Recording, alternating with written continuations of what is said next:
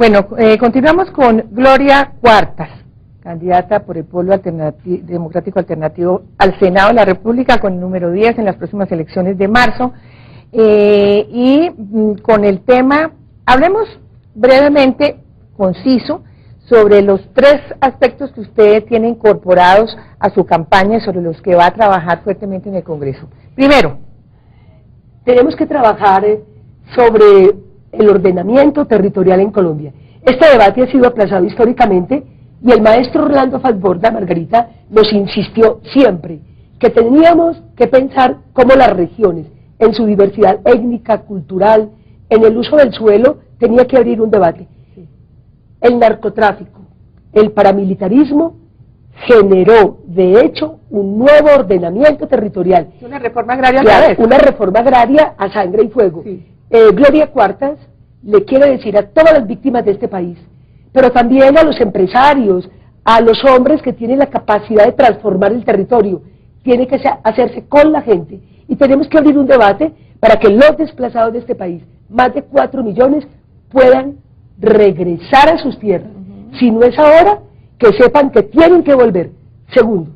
No, momento, no me vaya a pero como usted dijo que no, pero es que es tema por tema. Un momentico, quería acotar una cosa en relación con el tema de la tierra, y es que usted menciona a ese hombre tan importante que fue Orlando Falsborda, autor de numerosos libros y análisis sociológicos sobre el tema del país, sobre los temas del país más importantes. Pero alguien podría decir, bueno, era un hombre de izquierda, pero también alguien de derecha total, como fue el doctor Chavarría Olózoga, Hernán Chavarría Olózoga, tiene una obra importante sobre el tema de la tierra y la necesidad de mirar a ese aspecto de este país, que es lo que ha ocasionado tanto conflicto, y hoy en día creo que hay una, excepto en algunos sectores que ya sabemos cuáles son, una unanimidad en que ese es un tema muy importante en el país. Pero Margarita, aquí está pasando algo muy grave, y es que todo el dinero que se está colocando en las campañas está buscando un interés, sí, y es que aumente el número de congresistas que respalden una ley de punto final en el Congreso que tiene que ver con la tierra. Mira, los Montes de María, en el Urabá, en el Magdalena Medio, después de tanta muerte, hoy los paisas están llegando como una nueva recolonización paisa, están concentrando la tierra en toda la costa. Y yo lo que quiero advertir es que el debate que tenemos que hacer las mujeres, y toco a las mujeres, sí, porque la tierra para las mujeres implica cuidado, implica cultivo, implica la crianza, la memoria, la historia, la raíz, la identidad. Sí. Y más del 52% de este país que somos mujeres y que hemos vivido el conflicto en carne propia, tenemos que atrevernos a hacer una discusión en el Congreso de la República sobre el uso del suelo y el derecho a la tierra y al retorno. Muy bien. Segundo tema de su campaña. Muy bien. Estamos haciendo un proceso que es muy importante, que tiene que ver básicamente con el derecho a la memoria, el derecho a la historia, el derecho a la recuperación a través de lo que se llama la geografía y la historia, y estos elementos como partes centrales. No podemos hablar de construcción de democracia, sí, de identidad, de amar el país, de conocerlo. Hoy sabemos mucho de la internet y sabemos mucho de los medios virtuales, pero conocemos muy poco del carbón, del agua, de la biodiversidad, de la riqueza cultural de este país.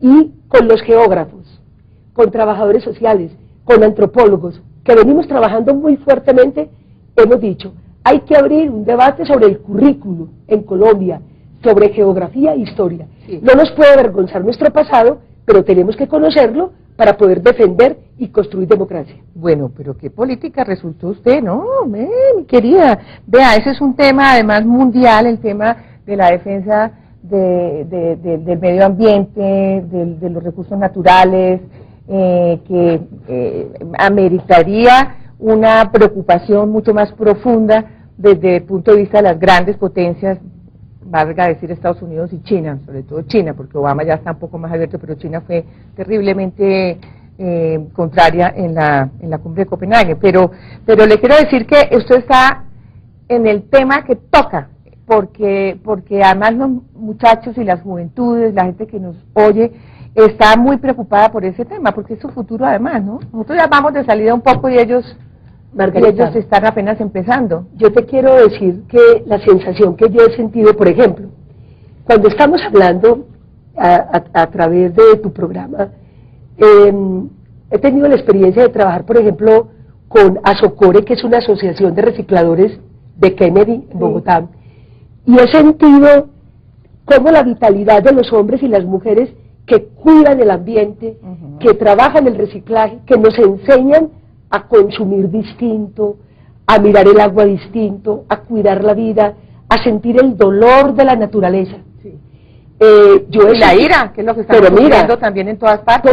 Todo lo que estamos viendo de desastres, la naturaleza nos está hablando con su lenguaje. Se está defendiendo y mira, de la agresión. Y el dolor frente al conflicto, los cuerpos tirados en los ríos, los perros y los animales solos en el campo, nos está diciendo que cuidar los animales, cuidar el agua, cuidar la naturaleza, pero que nuestras generaciones conozcan qué hay en el subsuelo, se ha constituido un elemento vital de esta campaña. A la oficina llegan, y cuando salgo a La Guajira, al sur del país, en el centro, la gente dice, hablemos de derechos humanos y naturaleza, como una unidad indivisible.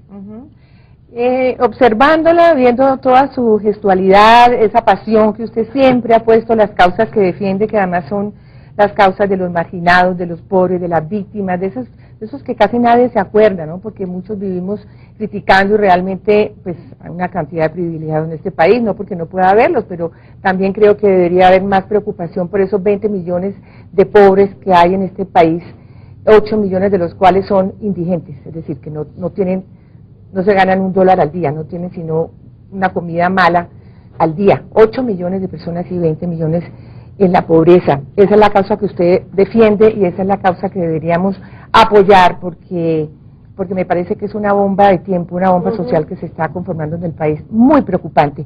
Hay dos cosas en la siguiente pregunta.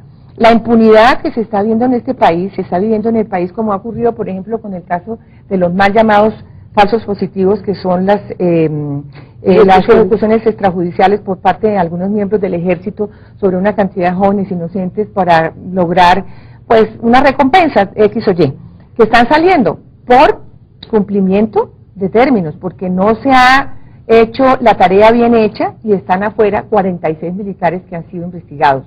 Todavía no se sabe si son culpables o no, pero están llamados por la Fiscalía.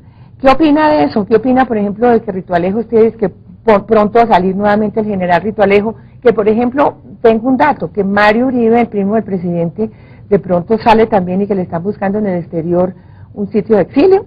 Mira, hay una cosa que tenemos que entender, y es que el vencimiento de términos, la dilatación que se está haciendo en las audiencias públicas, no es un problema marginal. Aquí hay una estrategia del Estado, hay una entidad que está defendiendo a los militares y que tiene una figura, hemos pedido a la Cámara de Comercio el registro de esta organización no gubernamental que hace asistencia técnica a los militares, y encontramos 4 generales vinculados, tanto cumpliendo el inspector general del ejército, que tiene una función constitucional, y al mismo tiempo es asesor de esta organización que tiene la defensa integral de los militares. Debemos hacer un corte porque ya me están haciendo señas y continuamos exactamente en ese punto.